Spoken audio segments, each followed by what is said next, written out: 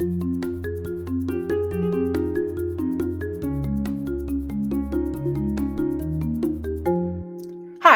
I'm Asha, and I work at Google, and my talk today is called Hiring is Not Hazing. I'm specifically going to be talking about interviewing, and just a heads up, I've got 47 slides in 15 minutes, so this is going to be a little bit fast. But first, we need to address the elephant seal in the room. I work at Google. Google has a reputation for a long and difficult interview process. I know, I've failed the Google interview process several times. It wasn't actually particularly pleasant. I'm a little bit salty about it still. And so I want to say up front, I haven't fixed anything about hiring at Google. I think I've made the interviews with me better. I think I've positively influenced my coworkers and my peers. And we're trying. A bunch of us are trying to fix the hiring process, especially for DevRel at Google. But like any big company, changing things is hard, and it's been slow going. But let's get on with the rest of the interview and the ways that I've been able to make myself a better interviewer and make hiring a lot less like hazing. And first, that we have to kind of start with the obvious. Interviews suck. I've read so many blog posts, Twitter threads, Facebook rants, everything about how much interviews suck. And I'm just going to pause it right here that tech interviews, they kind of suck more.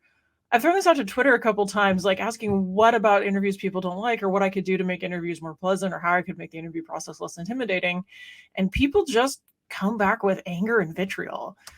These are fictionalized, but kind of representative of what I hear. I hate whiteboard interviews. The CS201 stuff isn't relevant to my job. I hate homework problems. I hate pairing interviews. I don't know anything about the company's domain. Whiteboard interviews are so unfair. So what if I miss a semicolon? Interviews all suck. It feels like the interviewers just want to show off. And it's super duper negative. But I took a step back and tried to figure out what there was to learn, because this negativity is coming from somewhere useful. And when I looked a bit deeper, I found that there's some actual kind of global interview anti-patterns hidden here.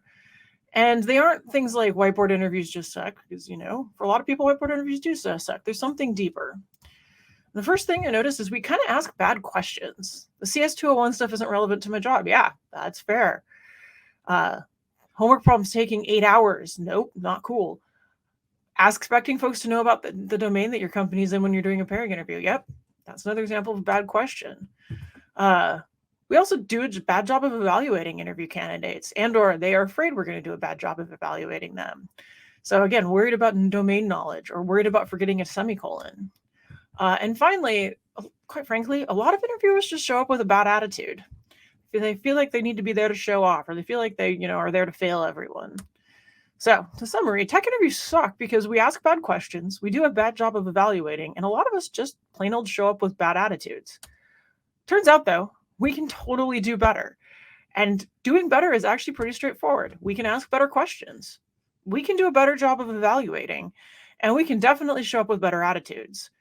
And if we fix these things, we can fix whatever interview process you have, whether it's whiteboard or behavioral or take home. All of these things can improve any of these processes. And most of these changes are things you can do today if you have an interview later this afternoon. You don't have to go through a huge HR process. You don't have to talk to your boss in many cases. So let's just dive straight in. How can we ask better questions? The biggest thing I can tell you is just keep it simple. So many interview questions, and quite frankly, the ones that I started asking when I started interviewing, are too long and wordy and complex. This is especially true of homework problems that we give to people to solve in their own time. People aren't at their best in an interview situation, so please cut them some slack. Your actual problem statement ideally should be a couple of sentences. All but one of my questions is a single sentence. The one that's a little bit longer than that is, it's a coding question. It's like 5. I'll talk about that in a second, because the other thing that's really important to know about your questions is they can be easy. Folks aren't at their best during their interviews. Something that seems easy to you that you could probably solve in 5 minutes, it's probably going to take someone in an interview 15 or more. And that longer question I talked to, it's actually one of my favorites right now. And it's actually the first homework question from the first chapter of an Introduction to Computing for non-computer scientist books. Literally the easiest question in an introductory book. I get plenty of signals from it. I get signals about design approaches. I get signals about their knowledge of data structures, code clarity. I get signals about their ability to explain algorithms, their ability to ask a customer potentially what the edge cases are, or making sure they truly understand a customer's problem statement. All the stuff I need to know when I'm interviewing advocates and DevRel engineers, I get from this super duper simple question. Another pattern I've seen in bad questions is a lot of jargon. What do I mean by jargon? Well, jargon is kind of a problem in tech circles. It's actually a problem in STEM circles. But there's obvious stuff like slang or terms internal to your team. Google is pretty infamous for this. But there's also some interesting jargon that can go deeper than just, using internal terminology. This is actually one of my favorite examples of a sneaky place jargon can weasel in, and it's actually a place that I ran into interviewing some candidates several years ago. So this right here is a JSON structure describing my cat. Her name's Emma. She's a cat. She weighs 22 pounds, actually only 18 right now. We've been working on that. But what do you call this data structure? That's the interesting part. Is it a dictionary? Is it a hash? If you're in Ruby, it's a hash. Is it an array? There's a couple languages that call this an array. Is it a hash map? Is it a map? The Gophers like to use map. I think the Java people use hash map. If you're a Lisper, it's an associative array, and that's actually the data type as listed in most data structures book. But what you call this depends on the language. So if you say your input is an array or a hash, the candidate might have a different understanding of what you're asking about, which is why it's super important to give examples as a way to combat jargon. So don't just say the words, show what you mean in something as clear and concrete as you possibly can. Another way to avoid a lot of jargon is actually to keep the context of the problem familiar. There's a big push. I know a lot of people like to ask questions about sports or games, and like they'll say, well, it's not a big deal. It is about sports or games. I supply the rules, so it's okay if folks don't know the sport or the game. And I've also seen folks asking about a specific industry, finance, retail, etc. And some people really like to ask mathy questions. And the problem with all of these is while we think of them as okay if we supply the rules or okay if we give an explanation, by requiring that explanation, a lot of people are going to assume that they don't know something that was required. Like they may assume that everyone else knows the rules of, say, soccer, and the fact that you had to explain the rules to them is going to be negative on them. It also means that they're working with less familiarity with the context than another candidate. So as much as possible, I try to keep the context of my problems very familiar, or I try to keep my problems context-free. Something that I try to keep it to things that almost everyone would have experienced if I have to do a context. Questions should also be relevant to the job description. Don't ask folks interviewing for community manager position to reverse a linked list. Unless your community manager position requires re-implementing CS fundamentals. If so, I want to talk. Don't ask someone interviewing for a DevX API design position to give a presentation unless giving presentations is going to be a regular part of their job. And God damn it. No brain teasers and riddles, please. No tricks. We don't need to know why manhole covers are round. We don't need to know how many ping pong balls fit in a 747. There are so many other ways to get information about how your candidates solve problems. Ask them to solve a problem that you would solve on a regular basis or a simplified version to it. In DevRel, ask them how they would answer a question that you got last time you did booth duty. I know it's been a while for a lot of us. Or ask them to answer the kinds of questions that you get on Stack Overflow or you get via your product Slack or something. Also, don't overspecify. And this one's actually super subtle. This is a failure case I see in a lot of more experienced interviewers. And the big thing here is to not lead the candidate to a specific answer. If you want to find out how a candidate would handle deprecating an API and migrating your user base to a new one, ask, how would you handle deprecating an API and migrating the users to a new one? Don't ask, what kind of outreach campaign would you do via our mailing list if we needed to deprecate an API? Because you're leading the candidate to a mailing list only answer in that case. And it may be that the candidate has never used a mailing list for this purpose and has like 9 million other awesome ideas that are better than anything that you could have come up with, but you prematurely bounded their answer and you're expecting them to have the exact same experience and the exact same understanding of the world that you do. So you're limiting the chances for them to get it right. And limiting the chances for them to get it right and expecting people to have the same world experience you do leads us to the second category that I identified earlier, which is better evaluation. Because we're quite frankly, better questions don't matter if you aren't evaluating them well.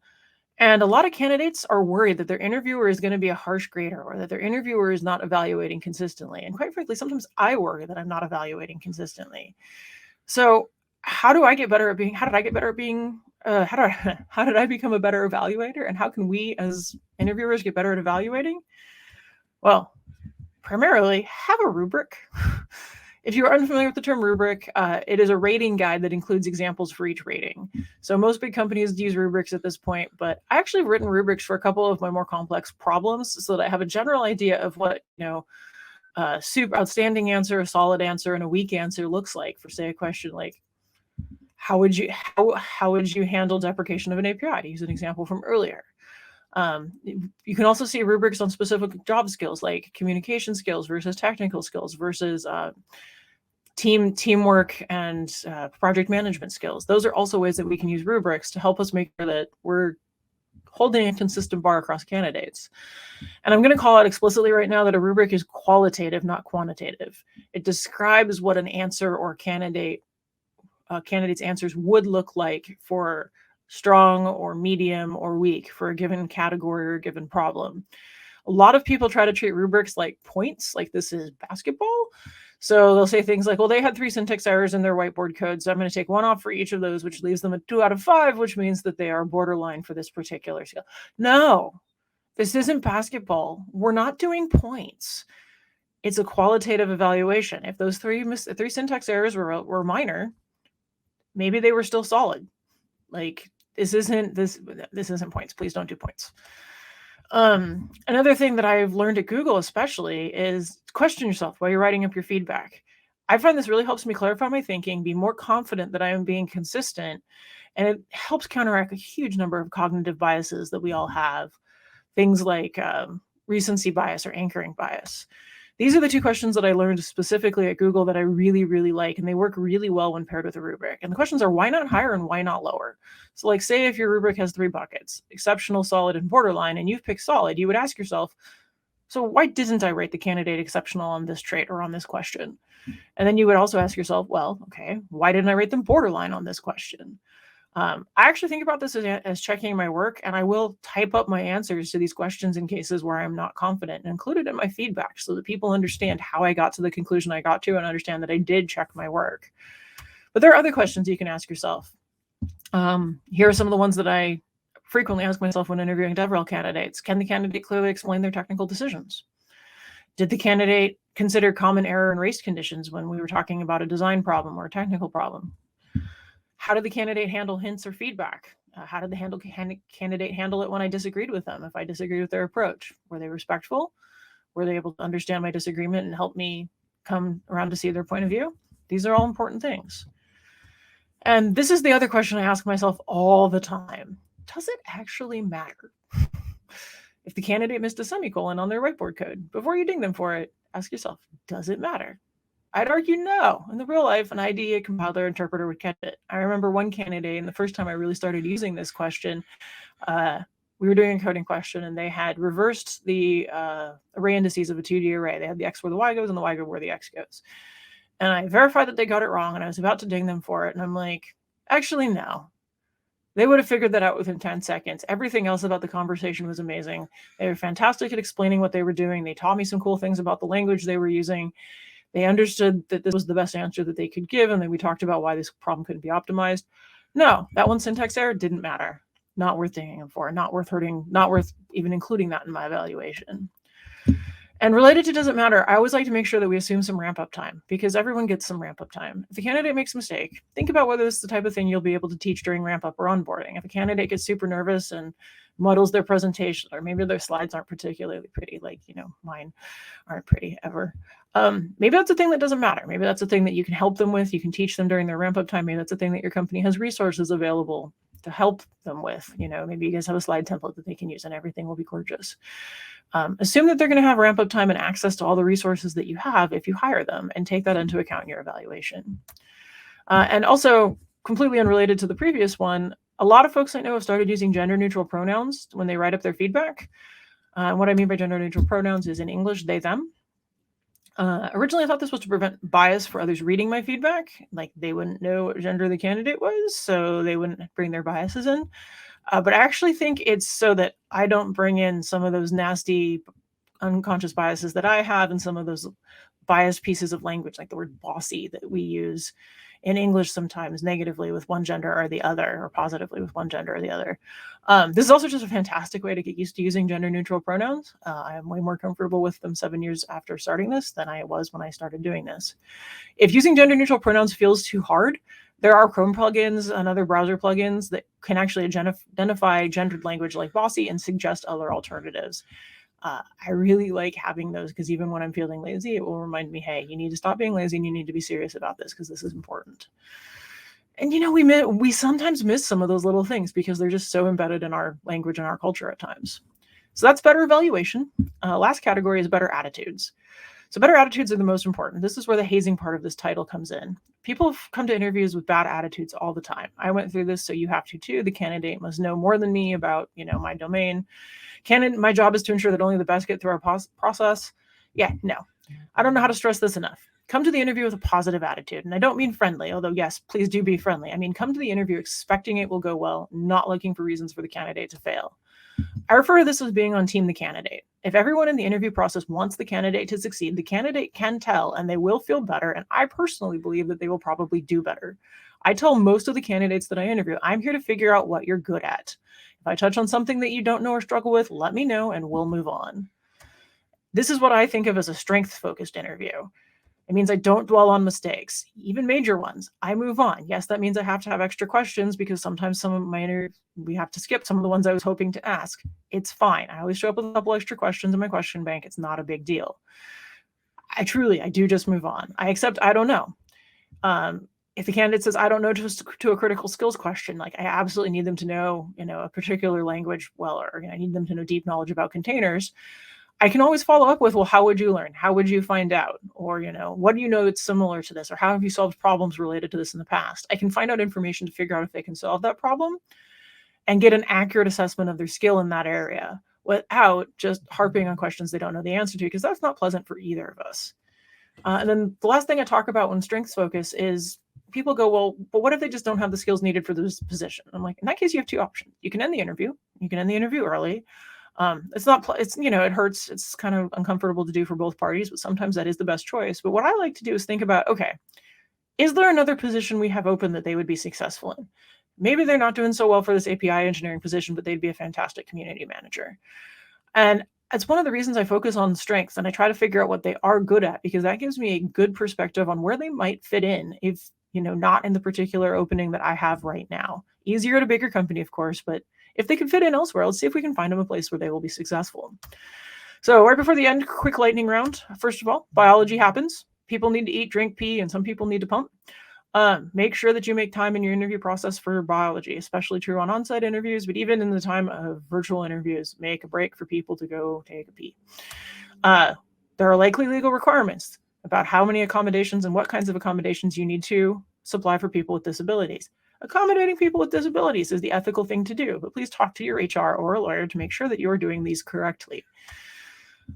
If you can, for folks, offer some coaching. And by coaching, I don't mean teaching them the skills they need to be successful at the job. By coaching, I just mean giving them a chance to try the interview format and get some feedback on how they interviewed and what they can practice, and or, just get them used to the format. So much of people's nerves doesn't have to do with not knowing the material and not studying enough. It has to do with not knowing what to expect. So if you can give them a low stakes coaching interview where they just do the process once and, get a little feedback on, longer answers here, shorter answers there, it can help make candidates who would have struggled really, really successful. Also a fantastic place to use less experienced interviewers who need to practice interviewing. Also, be human. Offer a bit of yourself. Not too much. The interview's about them, not about you. But don't be a robot. And finally, don't ask personal questions. This seems super duper obvious, but a lot of us are kind of gregarious. Even if we're introverts, a lot of us were hired because we make people feel at ease. And one of the ways we do that is we ask them about themselves. We ask personal questions to be nice and friendly. In an interview situation, this can backfire, and it can backfire in subtle ways that you don't notice necessarily, especially virtually. Even seemingly innocent questions like read any good books lately can stress someone out or put someone in an awkward situation if they haven't had a chance to read lately, or maybe they're reading a controversial book or a book that they don't know if you're going to be okay with. It's just adding a whole bunch of stress to a situation that doesn't need to be stressful. So keep friendly questions focused on the job. Like, why are you interested in this job? And, questions about stuff that's happened on their resume. I saw you worked at this company. What team did you work in while you were there? Did you work, if you know someone there, did you work with this person? I don't know. Try to keep the questions as focused on the job skills as possible. Thank you. The slides for this talk are shared on my website. There's also a recording to a longer version of this talk that is specific to software engineering, not DevRel, if that is more your speed. But thank you very much.